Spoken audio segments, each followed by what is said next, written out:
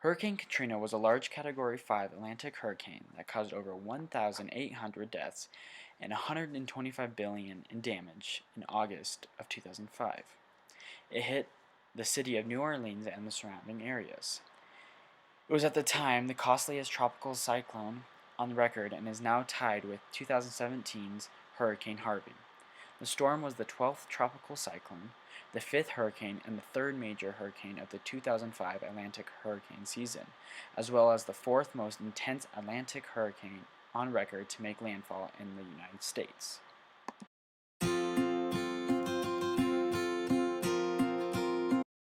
Katrina originated on August 23, 2005, as a tropical depression from the merger of a tropical wave. Early the following day, the depression intensified into a tropical storm as it headed generally westward toward Florida, strengthening into a hurricane 2 hours before making landfall at Hallandale Beach on August 25th. After briefly weakening to the tropical storm strength over southern Florida, Katrina emerged into the Gulf of Mexico on August 26 and began to rapidly intensify.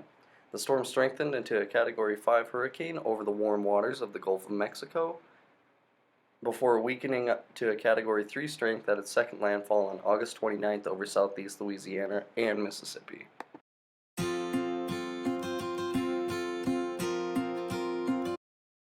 Flooding, caused largely as a result of fatal engineering flaws in the flood protection system around the city of New Orleans, participated in most of the loss of lives. Eventually, 80% of the city, as well as large numbers of neighboring structures, were engulfed in waters for weeks. The flooding also destroyed most of New Orleans' transportation and communication facilities, leaving tens of thousands of people who had not evacuated the city prior to landfall stranded with little access to food, shelter, or other basic necessities. The scale of the disaster in New Orleans provoked massive national and international response efforts. Federal, local, and private rescue operations evacuated displaced persons out of the city over the following weeks.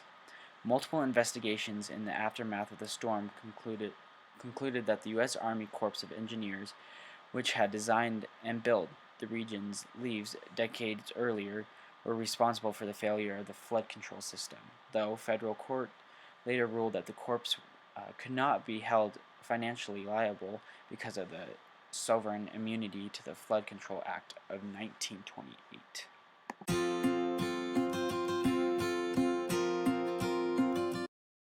Emergency response from federal, state, and local governments was widely criticized, resulting in the resignations of Federal Emergency Management Agency Director Michael D. Brown and New Orleans Police Department Superintendent Eddie Compass.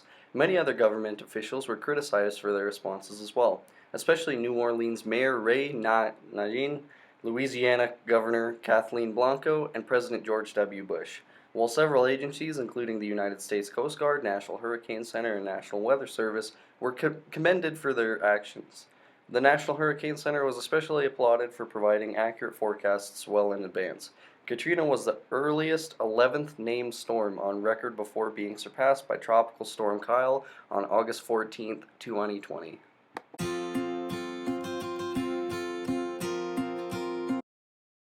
What caused the hurricane? There is lots of talk that Hurricane Katrina was a bit as big as it was due to global warming. There are many scientists that believe this is true, but there are many who don't. Scientists who believe that global warming was the cause claim there is evidence that hurricanes have increased in intensity over the last 30 to 35 years. There has been a decrease in Category 1 and 2 storms and an increase in the proportion of Category 3, 4, and 5 storms.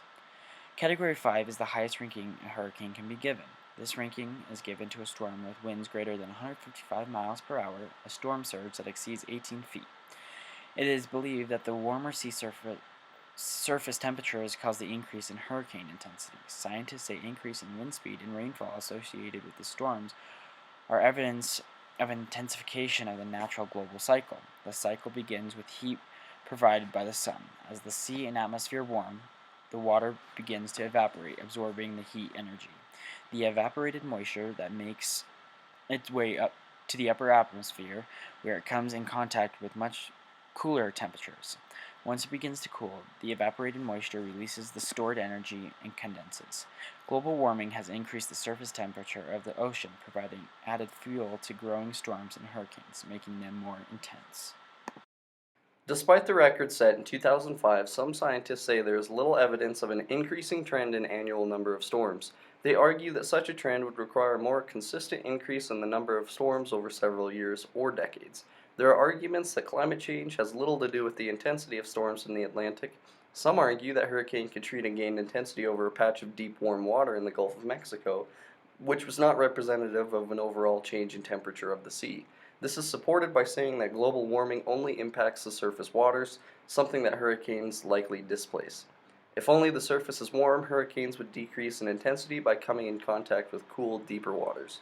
These scientists suggest Katrina found deeper warm water by chance.